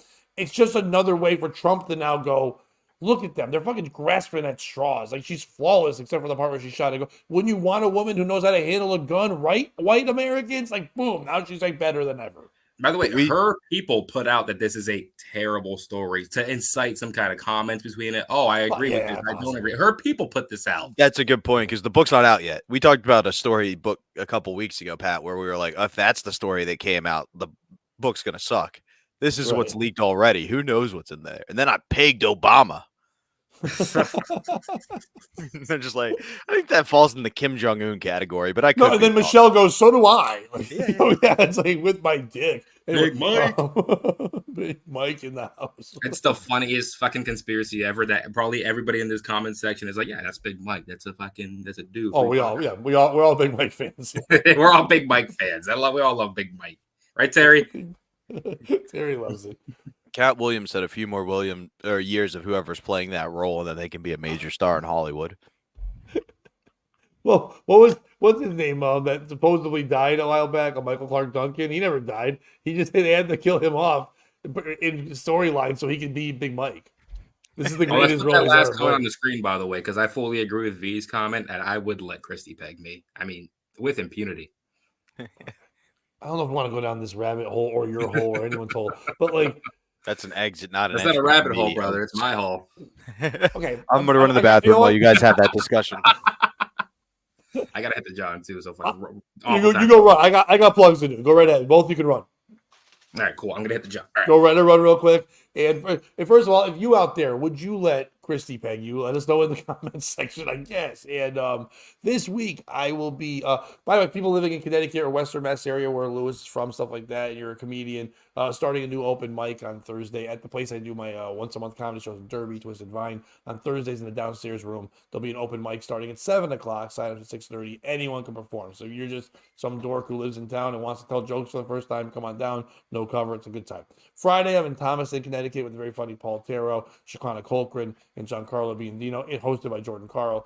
I think there's a guest spot too. Kara Moore, I think her name is. Bunch of comics. It'll be a fun show. Go to my social media for details there. Saturday, I will be back on 91 WPLR from 3 to 7. So listen to me. I'll be leaving my niece's communion and going right to go on the radio. So from heaven to hell, I'll be there at 3 to 7.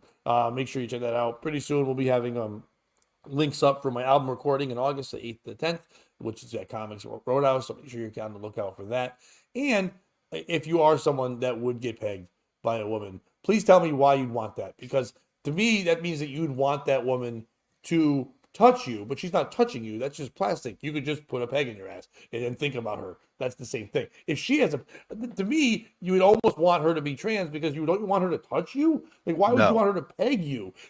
She's not touching you. She's just doing shit to you. And you could just take plastic in your ass and then just think about her. But anyway, Bobby, you're back. Hello. You get tits on your back, though. No, I don't. You have tits on your back. You get tits on your back. By the way, that's the greatest insult to yell in the middle of a conversation. Some guy's like, and therefore, like, hey, you got tits on your back. Like, all right, I guess I lose. Bobby, you're gonna say something? You don't want. The best way to phrase this would probably be, I don't have a lot of core principles, but not letting trans people touch me is definitely one of them. So I think your theory may be flawed. It's not a theory. I don't want either. I'm just saying I'm not saying you want them to, okay, trans is wrong. But I guess I would say you would rather her finger your ass than use a strap-on on you. If she's going to do stuff to your ass, wouldn't you want her to touch your ass? What'd you say, Lewis? I'm sorry. I said you guys have been doing comedy way longer than I have, and neither of you have got tricked by a trans yet. Neither of you. Oh, first of all, you're not tricked. Then, I guess it's a guy. It's a guy.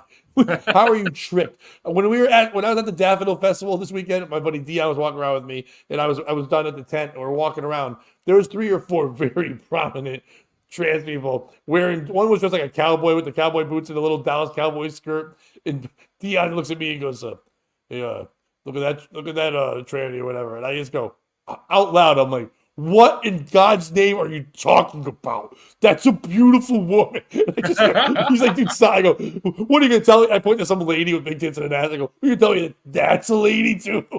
that's a fella. And he's like, all right, For the stop. story, though, you wouldn't? Not even like a famous trans for the story? First of all, they're not famous. They could be. No, they're not. They're famous in the world of you fucking a trans. They're not famous. Here's my issue, Lewis, with the whole thing. Back in the day, I'm not they gay. they used to put a lot more effort in. Sure. Now, like Pat's pointing out, like it's not hard to tell. It's like me in a wig. They don't even shave the beard. They still have your fucking mustache. You're like, I know what's going on here. So until they start putting a little more effort in, no, I'm not getting tricked. You want to get this in butthole? Bobby, until they try harder, you're not gonna do it. So all they have to do is try again. I'm saying I'm not getting tricked because it's like the opening level of a video game. It's like, is it this camp or this camp? It's pretty easy right now, but when we get, when they start looking a lot more similar, then you run into a gray area where you could potentially fall down that hole. I don't, or they can fall into yours. I don't know how either of you are getting tricked. It's so simple to tell apart. Talk to them for 1 second.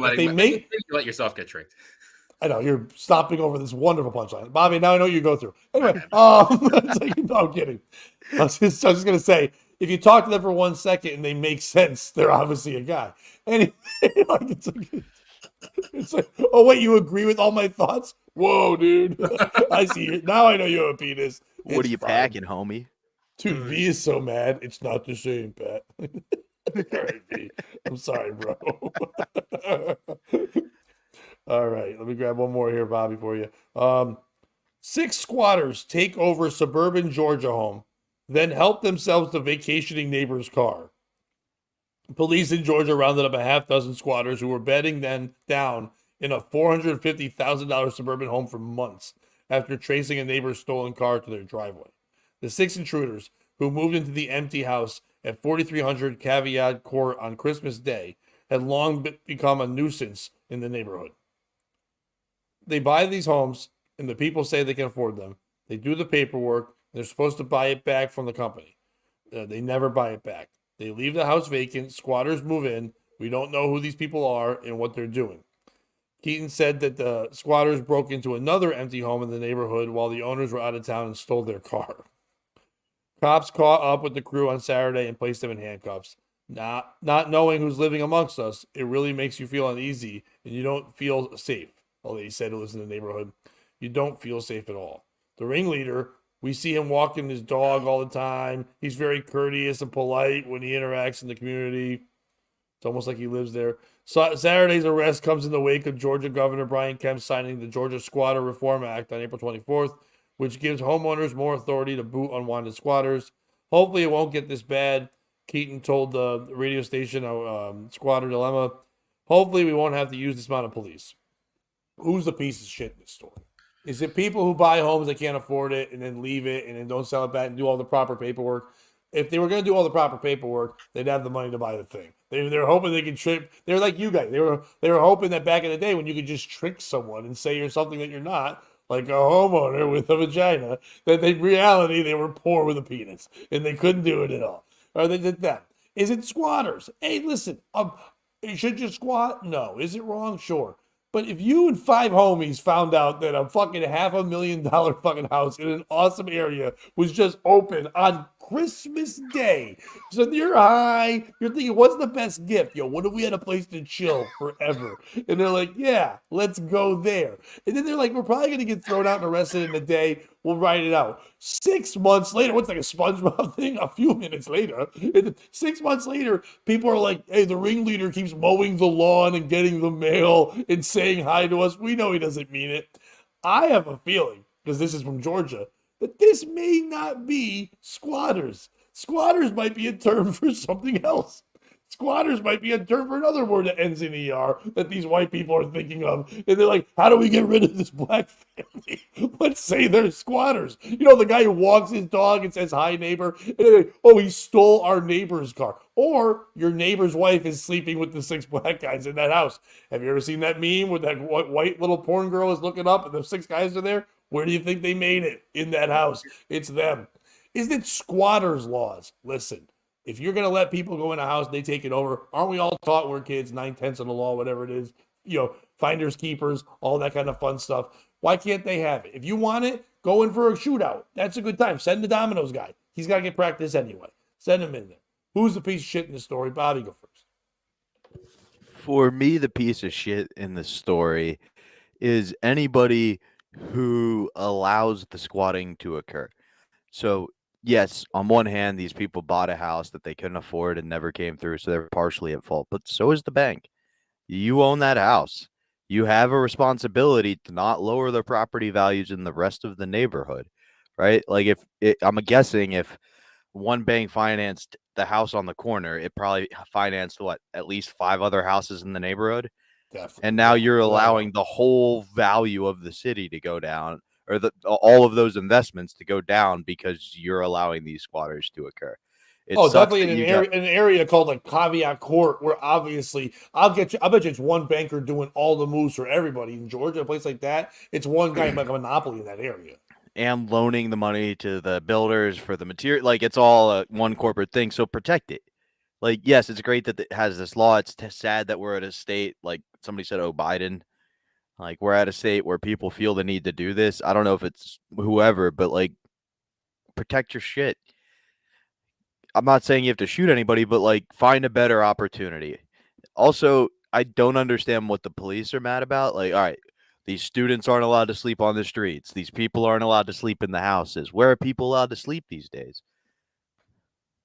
In their homes. But they were in a home. Yeah, but I guess it wasn't their home. Do you own your home? Do I pay rent? They're not right, but you don't own it. You're living in a home. You don't. But I did sign a piece of paper with the owner to say it's okay. Okay, so they may have the world's laxest lease. I was like, how many more questions is Bobby gonna ask until he finally goes, fuck it, it's different. Nope, I'm just gonna stick to this point. Lewis, who's the piece of shit? This falls in the mafia for ratting each other out and fucking not and stopping this authority that they had, because obviously there's these squatter laws and you can't just go in there and fucking kick these people out. That shit didn't fly with the mob. You'd go in there with 3-4 guys, get these motherfuckers out that weren't paying their goddamn rent. Where's the vigilante justice? Is a novel thing, but where is the vigilante justice for these kinds of things? Also, this situation, we had a squatter story last time I was on, and it was a lot more egregious than this one. These guys found an Airbnb that's $500,000 and they're hanging out in it. It's not that crazy, but when people are taking families' homes. That last one was New York, though, and New York doesn't give a fuck. Like New York is literally telling fire me up because nobody does shit. New York and California are basically telling people you can squat. It's fine. You're actually better off to squat than to buy a house. Why waste your money? You can just take a house. Like, so it's wild what they're doing there. But like in Georgia, you would think it'd be more like Dukes of Hazzard rules. Like Boss Hogg comes in and gives out the loans, and then the Dukes come in. They're making moonshine in the back. Like, you can't have this house. So then they just chase each other around until one of them gets tired, and then you go, oh wait, there's a hot niece, and then you all be friends. Like, that's all they had to do here. Listen, I would have embraced. I think the piece of shit is the neighborhood, the community. Embrace this. You're white people living in a really rich place in Georgia. You just heard about Puff Daddy and all the parties he has. Yeah, they didn't end well for some people, but you're not musicians, so you're not going to be fucked against your will. You're going to get to fuck famous people, because if you see a bunch of fun black people having a good time in a house, maybe they're going to have awesome parties. You get to go there, and like, you're white and you think your Georgia barbecue's okay. If you had their brisket's going to be better. Like, do you even understand? Billy Bob, don't get the hell over here. You're not gonna believe what they be up to now. They done been playing some naked ass basketball. Ain't right. We gotta get these squatters, goddamn squatters, out of this house. Are all these dudes black dudes? I mean, is this for this particular story? There is a picture that is in the article of 6 black guys being handcuffed on a curb in this really nice neighborhood. Yes, it was. Yeah. So they're not putting that in the article, but it definitely is, without saying it, this is a white neighborhood where 6 black guys were supposedly squatting. It could be their house. I bet you that they probably even have paperwork and they do live there. And then everyone in Georgia is trying to change it. Nope, they're squatters. They didn't pay their thing. It's like, nah, they did. I don't know what you're talking about. there's this story from a couple of years ago that makes me really happy whenever I hear it. It's this dude that like through some kind of legalese paperwork, he was squatting in a house, but it was a house that the old owner died in. The bank foreclosed on it. No, it didn't belong to anybody. And he's like, oh, I can kind of just finagle my way in here. And the entire neighborhood was livid about it. That makes me happy because he's just kind of coming up on it wasn't illegal. It was a loophole or whatever. And everybody else is mad about it. We paid however much for this house and he gets in for free. Again, it's a situation by situation thing. I think this one's fine, honestly. I think B's got the answer. You just squat with the squat. You reverse squat it. So they're squatting, and you come in and you squat until they feel. You just do that thing, like if somebody sits in a chair you want. So what you do is you sit in the chair right next to them, real fucking close when you're a kid, and you kind of like breathe on them until they get them. Oh, fine, you can have the chair. That's all you do. You don't want them there. You go and you sit in their house too. You're like, get out of our house. I'm like, well, it's not your house. Well, it is now. We're in it. Well, I'm in it too. So now it's my house. They're like, don't touch me. No, you don't touch me. Like that shit. You just reverse the squat, and that's all you got to do. It's that simple. Squat on squat action. We just got to get V and Terry on this show. These guys got all the answers. That's why we have the best chat people in the world. They're every day. They help us out so much. They are wonderful. Bobby, you got anything else today, or are we going to wrap it up for today? I think I do. If you give me 1 second. Oh, of course I can give you 1 second. While we do that, why don't you tell people what they could find on our Patreon this week if they hop over there and subscribe? Well, right now you can't. You can find a big old sexy picture of me. No, I'm kidding. That is not there. That is on my own secret Patreon, my Gatreon. No, if you go to the Patreon this week, you're gonna find out. We'll have new things. First of all, last week, if you missed anything, you have our Tuesday night show that we did live at 8 p.m. That's only there and reruns there. Our Tuesday and Thursday morning shows that we do that aren't here on YouTube. They're only there on the Patreon.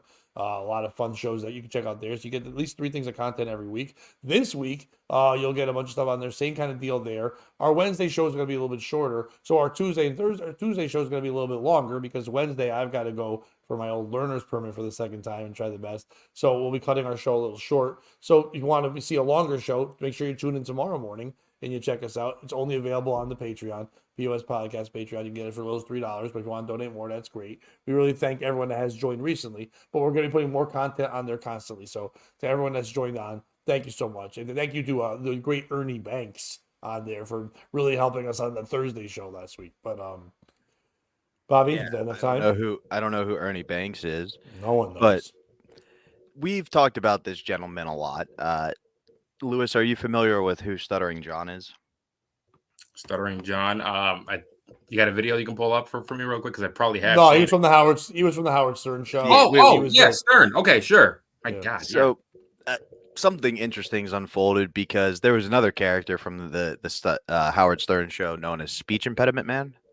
Yes, you guys Gary the Retard. Sure, I know all these characters. So he's Gary the Slow Adult now. They've changed his name.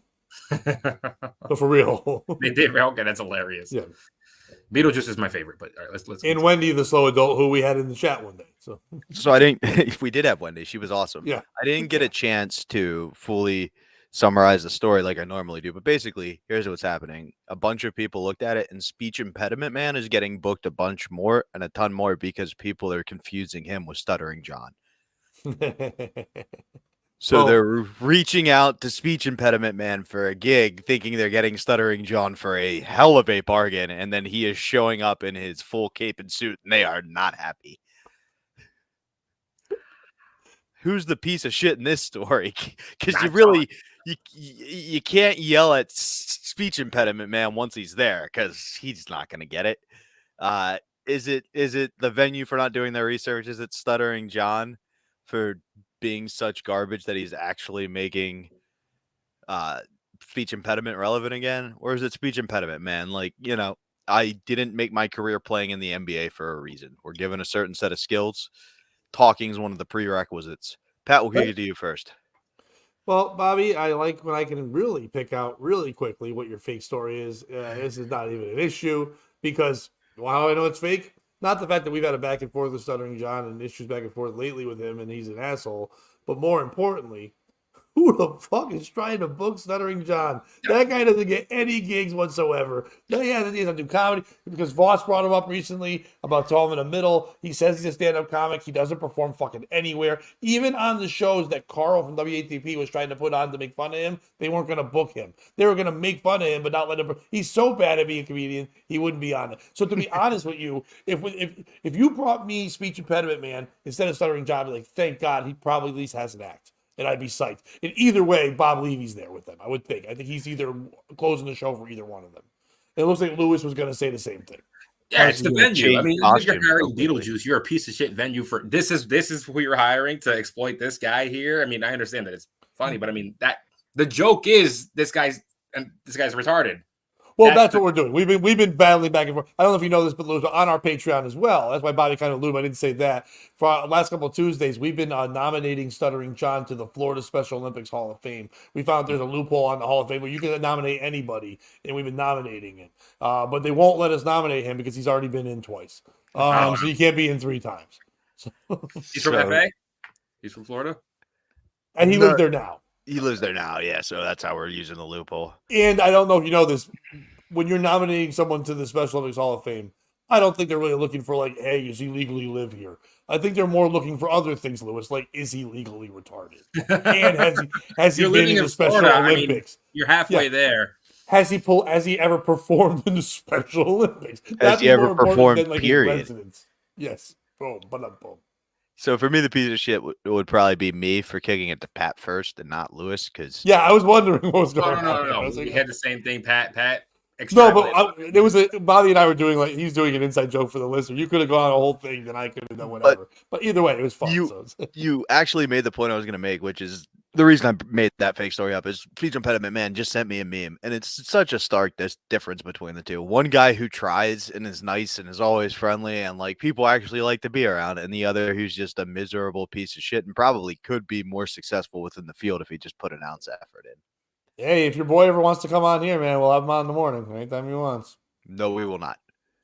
I'd like to be very clear about that. No, we will not. Speech better, man. Let's go. That might be one of those Patreon episodes where Bobby sleeps in.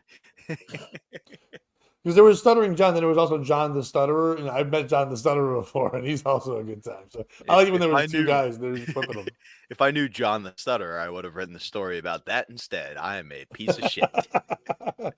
No, that's better. It was better to make it more clear and see more more not as made up when you did that. So it was perfect. Lewis, thank you so much for coming on today. Once again, let people know where they can follow you and stuff. El Santos Drawlery on Instagram. That's basically the only social for. And El Santos Comedy on TikTok. I know that's going away soon. Doesn't matter, but maybe in America nobody buys it. But I really appreciate you guys having me. I always have a blast on. This is my second time. I have such a blast on here. I love your racist. I love your racist chat. It's a lot of fun. It's not racist. It's just focused. I'm just copying Louis J. Gomez, the racist live chat. No. So, but listen, Bobby, if Gomez's chat wants to go to war, I promise ours will out racism his any day of the week. Or I think we're sharing people. Yeah, there's some crossover. For me, make sure you check out, the Patreon. We've got good things to go in there. The Davy Max Sports program just went live. It's a hot one. We're working on upping the quality there. We got a new secret weapon we're not telling anybody about that's on the team. But if you know him, he's a cowboy from hell. On that note, Pat, what do you got? And then I got a good quote to get us out of here. You got the Undertaker? Anyway, the cowboy from hell. Please, thank you guys for watching. As always, please hit like and subscribe. It does help more than you even know. It helps a lot. Let everyone know about it. Like you said, our plan is we can get monetized once we get more hours viewed. That's all we're waiting on. So any day you feel like you're bored and you just want to go over to our YouTube channel and hit the POS Morning playlist and let it play on quiet on your fucking iPod, whatever, or iPad. Let it just play for it. That'll just give us views. We get there, we get monetized, we can do more things with this thing. Join the Patreon if you can. Put the like, subscribe on there. Bobby, you can say your thing, then do the thing, and then we'll get out of the thing. I wanted to add to your watch the videos. If you want to do this challenge, which is every hour you take a screenshot for 24 hours of you watching a different POS video and you send it to Pat and I, we will give you a month free on the Patreon. Well, first of all, no. So, no, I'm kidding. I'm kidding. We would Same as definitely my do that. speech impediment, man. No, but I also I appreciate that, Bobby. But the whole goal is supposed to be you can just set it and forget it, turn it up. But now every hour they gotta wake up and fucking take a picture. Well, the good news is our episodes are almost 2 hours long, so it's every 2 hours that you have to do it. So it's not Perfect. that bad. Every 2 hours. And, so what? You have to wake up every hour during the night. By the How way- much do you want to by save? the way, 3 I love- hours a month. I love Tarini. My wife wondered who's playing in the sunroom. Yeah, we are. Thank you, sir. So, Luis, again, thank you so much for being on. Bobby, send them home happy. And remember, guys, when adversity strikes, that's when you have to be most calm. Take a step back, stay strong, stay grounded, and press on.